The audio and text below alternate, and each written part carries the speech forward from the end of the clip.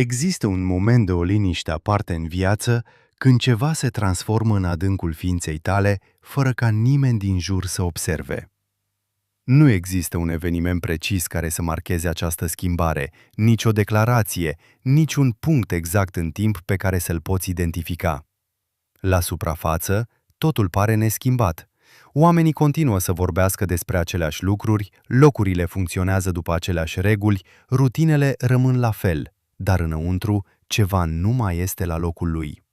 Conversațiile care înainte păreau firești încep să sune goale, râsul pare artificial. Locuri care altădată aduceau confort provoacă acum o oboseală greu de definit. Și cel mai ciudat lucru este că nu reușești să pui asta în cuvinte. Nu este tristețe propriu-zisă, nu este furie, nu este o frustrare clară. Este doar o senzație persistentă de dezorientare, ca și cum ai fi rămas în același loc din punct de vedere fizic, dar pe dinăuntru ai fi parcurs o distanță mult mai mare decât poți măsura. Mulți oameni, atunci când încep să simtă asta, cred că ceva nu este în regulă cu ei. Se gândesc că devin reci, indiferenți, prea distanți față de ceilalți.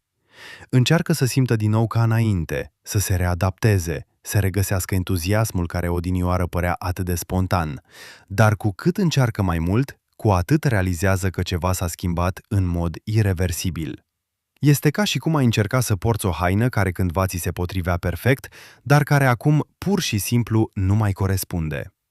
Și atunci apare o întrebare tăcută. O întrebare care de cele mai multe ori nici nu este formulată conștient, dar care rămâne acolo, în fundul minții. De ce mi se întâmplă asta?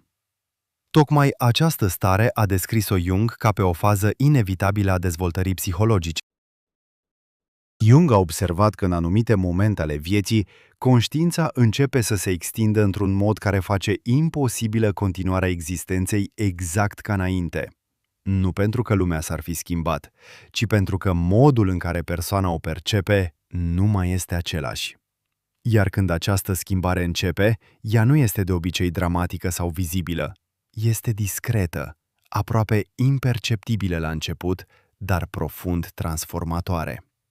Este ca și cum o parte din tine ar începe să se trezească încet, observând lucruri care înainte treceau neobservate, punând sub semnul întrebării tipare care altădată păreau firești, văzând contradicții acolo unde înainte exista doar acceptare. Iar această trezire nu aduce doar claritate, aduce și disconfort, pentru că a percepe înseamnă inevitabil a nu mai putea ignora. Iar odată ce ceva este văzut cu claritate, devine imposibil să-l mai privești la fel ca înainte. Poate că tocmai asta simți acum. Această senzație că ceva din tine s-a schimbat deja, chiar dacă nu reușești încă să explici exact ce. Carl Jung a numit acest tip de transformare un demers spre individuare, procesul prin care o persoană începe să devină ceea ce este cu adevărat. Scrieți schimbare în comentarii dacă ați simțit vreodată asta. Pentru a înțelege mai bine acest lucru, este important să cunoști un concept central în psihologia jungiană: persona. Jung folosea acest termen pentru a descrie identitatea socială pe care fiecare dintre noi o construim de-a lungul vieții. Modul în care am învățat să ne prezentăm în fața lumii pentru a fi acceptați, aprobați și pentru a aparține unui grup. Persona nu este ceva fals în sensul simplu al cuvântului.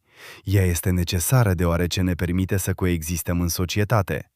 Problema apare atunci când persoana se identifică atât de mult cu această mască, încât uită că ea reprezintă doar o parte, nu totalitatea a ceea ce este. Și vine un moment în care psihicul însuși începe să exercite presiuni în direcția a ceva mai autentic, mai profund, ceva ce nu mai încape în limitele acelei identități vechi. Tocmai în acest punct apare senzația de neapartenență. Nu pentru că persoana ar fi fost respinsă din exterior, ci pentru că, pe dinăuntru, nu se mai poate identifica cu ceea ce înainte părea natural. Jung a observat că această etapă este adesea greșit interpretată atât de persoana care o traversează, cât și de cei din jurul ei. Cel care trece prin acest proces poate crede că pierde ceva important, că devine distant, ciudat, poate chiar prea singuratic. iar cei din jur, care se raportează în continuare la versiunea veche, de multe ori nu înțeleg ce se întâmplă. Poți spune că te-ai schimbat, că ești diferit, că nu mai ești cum erai. Și, într-un anumit sens, este adevărat, dar schimbarea nu este o pierdere, ci o tranziție. Ceea ce se petrece nu este că ai încetat să fii cine erai, ci că ai început să realizezi că nu ai fost niciodată doar atât. Iar această percepție marchează începutul unei distanțări psihologice care nu este rece sau artificială, ci naturală, aproape inevitabilă. Jung a descris acest moment ca pe începutul unui conflict interior pe care aproape nimeni nu îl înțelege complet, deoarece nu este un conflict exterior vizibil, ci o confruntare tăcută între două părți ale sinelui. Partea care dorește să continue să aparțină, să mențină stabilitatea, să păstreze vechile repere, și partea care începe să caute ceva mai autentic, mai coerent cu ceea ce se manifestă în interior. Și tocmai în acest punct, experiența devine mai intensă, pentru că persoana realizează că nu mai poate pur și simplu să se întoarcă la cine era, dar nici nu știe încă pe deplin cine devine. Tocmai în acest interval, între ceea ce nu mai are sens și ceea ce nu a căpătat încă formă, apare cel mai dificil conflict interior de traversat, pentru că nu este vizibil pentru nimeni în afară de tine. Și de aceea, de multe ori, pare că nu ar trebui să existe, ca și cum ar fi doar o impresie trecătoare, o exagerare, o fază ciudată ce va trece curând.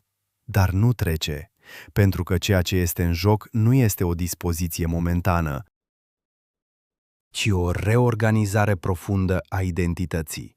Iar această reorganizare aduce cu sine emoții care se amestecă și se contrazic. O senzație de vină pentru că te îndepărtezi de persoane sau medii care înainte ți erau familiare, o straneitate tăcută când constați că anumite conversații nu mai trezesc niciun interes, o îndoială continuă față de tine însuți, ca și cum o parte din tine ar întreba mereu dacă nu ar fi mai simplu să revii la cum erai înainte, să pretinzi că nimic nu s-a schimbat, să reiei aceleași obiceiuri, aceleași roluri, aceleași răspunsuri automate. Dar fiecare tentativă de întoarcere pare mai obositoare decât cea anterioară, pentru că ceea ce a fost văzut nu mai poate fi ignorat. Și Jung a observat exact asta la mulți dintre pacienții săi, eul încercând să restaureze o identitate veche, chiar și când aceasta nu mai corespundea realității interioare, ca cineva care încearcă să poarte o haină care nu mai corespunde măsurii, insistând să ajusteze ceva care nu se mai potrivește. Și acest efort continuu produce o oboseală emoțională greu de explicat. O oboseală care nu vine din corp, ci din tensiunea interioară dintre ceea ce se simte și ceea ce se încearcă a fi menținut, dintre ceea ce se naște și ceea ce se stinge. Iar în acest punct, multe persoane încep să creadă că ceva nu este în regulă cu ele, că devin reci, distante sau indiferente, când în realitate ceea ce se petrece este o schimbare în modul în care conștiința se raportează la lume. O schimbare care nu elimină sensibilitatea, ci o face mai conștientă, mai puțin automată, mai puțin dependentă de nevoia de aprobare. Iar asta poate părea ciudat la început, deoarece persoana încă învață să existe fără vechile repere, fără validarea constantă care înainte funcționa ca o busolă. Scrieți gol în comentarii dacă înțelegeți această etapă. Iar fără această busolă veche, apare un tip de vid, un spațiu interior tăcut, care poate fi incomod la început, dar care poartă și ceva nou, ceva ce nu are încă un nume, ceva ce începe să facă loc unei percepții diferite despre sine. Acest gol care se ivește în această perioadă nu este un gol obișnuit. Nu este simplă absența a ceva, ci dizolvarea unei structuri vechi care timp îndelungat a susținut modul în care te percepeai pe tine și cum te raportai la lume. Iar când această structură începe să se destrame, este firesc să apară o senzație de dezorientare, ca și cum terenul ar fi mai puțin stabil, ca și cum reperele care înainte păreau solide și-ar pierde claritatea. Și tocmai acolo multe persoane intră în conflict cu ele însele, pentru că o parte vrea să avanseze, vrea să înțeleagă ce se petrece, vrea să permită acestei transformări să-și urmeze cursul, în timp ce o altă parte vrea să oprească procesul, vrea să recupereze stabilitatea de altădată, vrea să se întoarcă la familiar, chiar dacă familiarul nu mai are sens. Jung a descris acest moment ca pe unul dintre cele mai delicate puncte ale dezvoltării psihologice, deoarece tocmai atunci eul realizează că nu mai poate susține aceeași identitate, dar nu recunoaște pe deplin ceea ce emerge.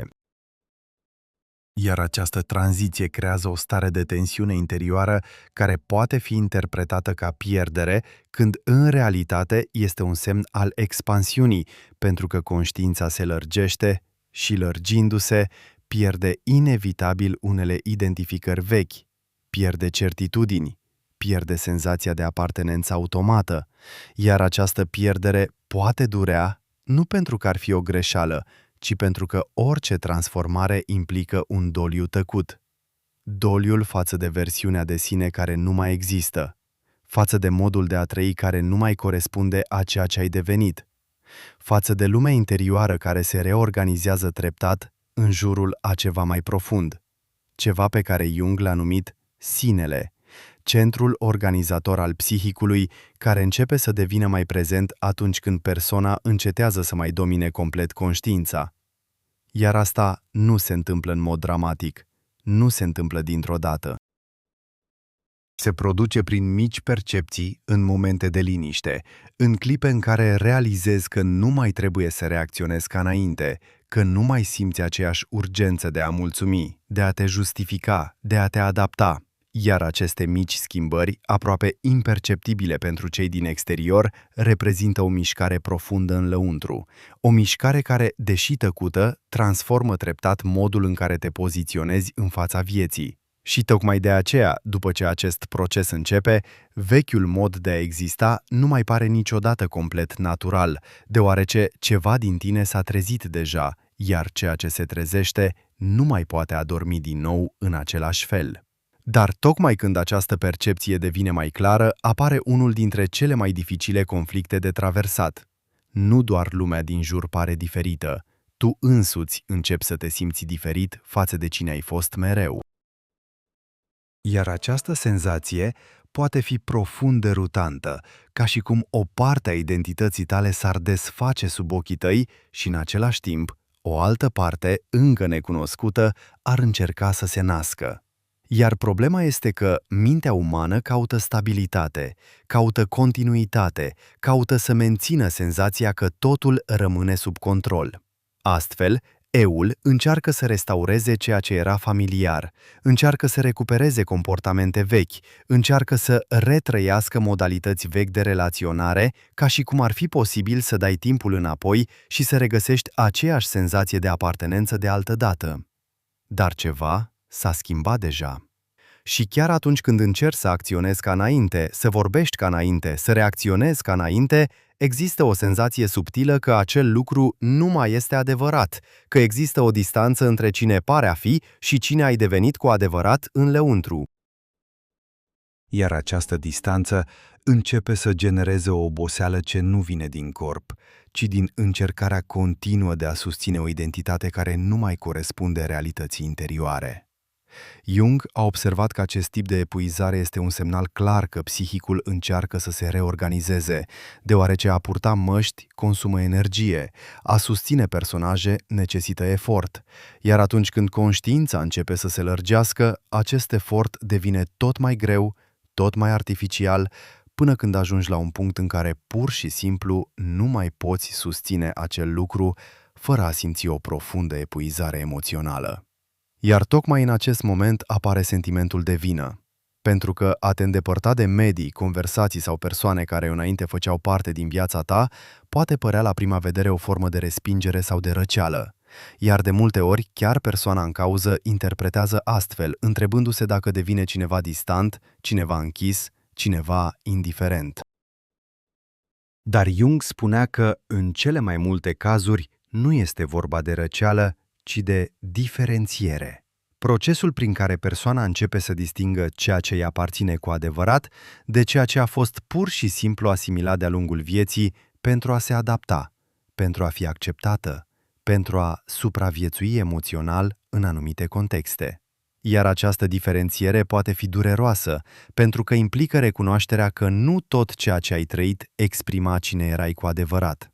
Implică să constați că multe alegeri s-au făcut pentru a păstra legături, pentru a evita conflicte, pentru a menține imagini. Iar când această percepție se ivește, ea nu mai poate fi ignorată, deoarece ceea ce este văzut cu claritate pierde puterea de a fi negat. Și tocmai de aceea Jung afirma că conștiința are un efect ireversibil. Odată ce ceva este înțeles în profunzime, psihicul nu mai poate pur și simplu să revină la starea anterioară. Scrieți adevăr în comentarii dacă căutați ceva profund. Iar această ireversibilitate este ceea ce face procesul atât de provocator, deoarece nu există o cale de întoarcere spre neconștiință. Există doar calea de a traversa transformarea, chiar dacă pentru o vreme aceasta înseamnă a merge fără senzația de siguranță care exista înainte. Și tocmai în acest punct, mulți oameni fac o greșeală care prelungește suferința fără ca ei să-și dea seama. Pentru că atunci când simt acest gol, această senzație de dezorientare și această pierdere a identificării cu ceea ce înainte părea firesc, reacția cea mai frecventă este să încerce să revină la cine erau înainte, ca și cum ar fi posibil să recupereze versiunea veche a sinelui, reluând pur și simplu obiceiuri vechi, legături vechi, moduri vechi de a gândi. Și pentru o vreme, asta chiar pare să funcționeze, pentru că familiarul aduce o senzație momentană de confort. Dar curând reapare acea neliniște tăcută, acea impresie că ceva nu este la locul potrivit, că există o parte din tine care este ignorată. Iar această tensiune interioară crește tocmai pentru că procesul psihologic în desfășurare nu poate fi inversat prin puterea voinței. Jung avertiza că tentativa de a reveni la vechea persoană este o formă de rezistență a eului, o încercare de a păstra stabilitatea cu orice preț, chiar dacă acea stabilitate nu mai este una sănătoasă. Și de aceea atât de mulți oameni intră în cicluri repetitive, revenind în medii care nu mai au sens, reluând relații care nu mai sunt autentice, asumând din nou roluri care nu mai reflectă cine au devenit. Iar de fiecare dată când se întâmplă asta, conflictul interior crește, deoarece conștiința este în continuare acolo, observând, percepând, înregistrând, iar persoana începe să simtă un tip de epuizare care nu exista înainte. O oboseală care vine nu doar din situațiile exterioare, ci din efortul de a nega ceea ce a fost deja înțeles. Iar acesta este unul dintre cele mai dificile lucruri de acceptat, pentru că înseamnă să recunoști că nu este posibil să revii la cine erai, nu pentru că ceva a fost pierdut, ci pentru că ceva a fost văzut. Și când ceva a fost văzut, psihicul nu mai poate pretinde că nu știe. Jung spunea că conștiința are un preț, iar acel preț este pierderea naivității, pierderea identificării automate cu ceea ce înainte părea firesc. Dar în același timp, această pierdere deschide spațiu pentru ceva mai autentic, mai profund, ceva ce nu mai depinde de măști pentru a exista. Și tocmai atunci când persoana încetează să lupte împotriva acestui proces, când se oprește din a încerca să se integreze cu forța, când permite acestei perioade de tranziție să existe fără a o umple imediat cu distracții sau adaptări superficiale, ceva începe să se schimbe într-un mod aproape imperceptibil. Deoarece transformarea psihologică rareori se produce în mod dramatic, se produce în tăcere, prin mici schimbări interioare, prin percepții care se reorganizează treptat, printr-un nou mod de a privi spre sine și spre lume care apare gradual, fără grabă, fără agitație, ca și cum o nouă structură interioară s-ar construi în timp ce cea veche se desface. Iar acest proces, deși adesea incomod, nu este un semn de eșec, nu este un semn de pierdere, nu este un semn că ceva nu este în regulă, este de fapt un semn că ceva în lăuntrul tău se maturizează. Chiar dacă acea maturizare pentru o vreme seamănă mai mult cu un gol decât cu o realizare, există totuși un moment în care, aproape fără să-ți dai seama, rezistența începe să scadă. Nu pentru că au apărut toate răspunsurile, nu pentru că totul s-a clarificat dintr-o dată, ci pentru că a lupta împotriva a ceea ce simți începe să pară mai obositor decât a accepta pur și simplu procesul. Iar această acceptare nu este dramatică. Nu este o decizie măreață, este ceva tăcut, gradual, aproape imperceptibil, ca atunci când apa unui râu găsește un nou curs și începe să curgă fără efort. Jung descria acest moment ca pe începutul unei reorganizări profunde a psihicului, o perioadă în care identitatea încetează să mai graviteze în jurul așteptărilor exterioare și începe, pas cu pas, să se alinieze cu ceva mai esențial, ceva pe care el îl numea sinele, centrul organizator al personalității, ceea ce reprezintă totalitatea individului. Iar când această reorganizare începe, senzația de gol care înainte părea înspăimântătoare capătă o nouă semnificație, pentru că realizezi că acel gol nu era absență, ci spațiu. Spațiu pentru ca ceva mai autentic să poată apărea. Spațiu pentru a putea exista fără nevoia constantă de a te ajusta, de a te explica, de a te modela pentru a te încadra în structuri care nu mai reflectau cine erai. Și tocmai în acest punct, multe persoane încep să simtă un fel de liniște nouă. O liniște care nu vine din a avea toate răspunsurile, ci din a nu mai simți nevoia disperată de a le găsi imediat. O liniște care se naște din acceptarea că viața are etape, că identitatea este dinamică, că maturizarea psihologică nu este un eveniment, ci un proces. Jung a observat că atunci când persoana traversează această perioadă cu mai puțină rezistență, ceva esențial devine clar. Ea începe să realizeze că a nu mai aparține a ceea ce exista înainte nu este neapărat o pierdere, este, de cele mai multe ori, o tranziție, o trecere firească de la o formă de a trăi la alta, de la o identitate construită pentru a supraviețui la o identitate care începe să se formeze pentru a trăi cu mai multă conștiință. Iar această percepție schimbă totul, deoarece ceea ce înainte părea singurătate începe să semene cu liniște. Ceea ce înainte părea gol începe să semene cu spațiu. Și ceea ce înainte părea confuzie începe să se dezvăluie ca o perioadă de reorganizare interioară. Și tocmai de aceea Jung afirma că individuarea nu este un drum al confortului, ci un drum al adevărului. Iar adevărul nu este întotdeauna zgomotos. De multe ori este tăcut, discret, aproape invizibil, dar profund transformator. Iar când persoana începe să realizeze asta, ea încetează să se vadă ca cineva pierdut și începe să se vadă ca cineva în transformare. Cineva care traversează o etapă care, deși dificilă, are un sens, o direcție, o semnificație ce nu poate fi înțeleasă pe deplin decât după ce a fost trăită. Și tocmai în acest punct, ceva esențial devine în cele din urmă limpede. O înțelegere tăcută care nu vine ca o propoziție gata formulată, ci ca o percepție profundă ce se instalează în lăuntrul tău. A nu mai aparține lumii de altă dată nu este o greșeală. Nu este un eșec. Nu este un semn că ceva este stricat în tine. Este, de cele mai multe ori, un semn de maturitate psihologică, semnalul că părți ale conștiinței tale au avansat deja dincolo de structuri care odinioare erau suficiente, dar care acum nu mai susțin cine devii. Iar când această înțelegere începe să prindă contur, sentimentul care înainte părea doar straneitate începe să se transforme în acceptare, iar acceptarea începe să se transforme în seninătate.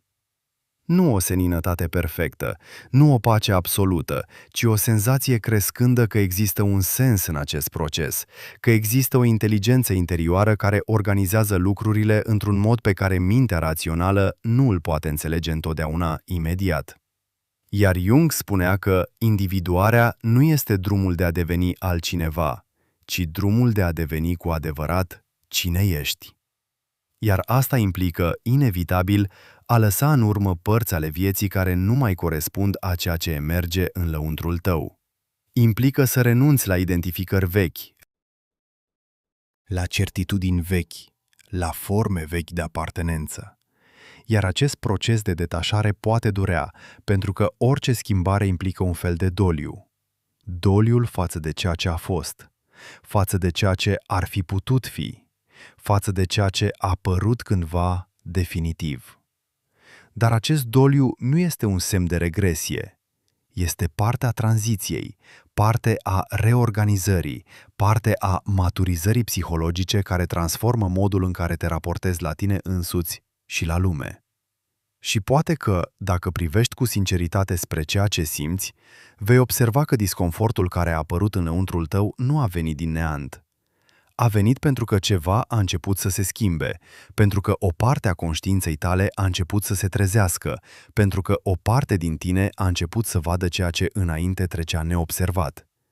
Iar când se întâmplă asta, nu mai există posibilitatea de a reveni la a fi exact cine erai. Există doar posibilitatea de a continua să mergi înainte, chiar dacă pentru o vreme acel drum pare nesigur. Și poate că tocmai asta trăiești acum. Nu o pierdere a locului tău, ci o schimbare de direcție. Nu o îndepărtare fără sens, ci o mișcare tăcută spre ceva mai autentic, mai profund, mai aliniat cu cine ești cu adevărat. Iar dacă asta îți spune ceva, dacă vreo parte din această reflecție a atins ceva în lăuntrul tău care nu avusese încă un nume, poate că merită să te oprești o clipă și să recunoști ceea ce ai simțit. Pentru că de multe ori conștiința începe astfel, nu cu răspunsuri, ci cu percepții, nu cu certitudini, ci cu semnale subtile care indică faptul că ceva în lăuntrul nostru a început deja să se schimbe. Scrieți trezire în comentarii dacă acceptați această călătorie.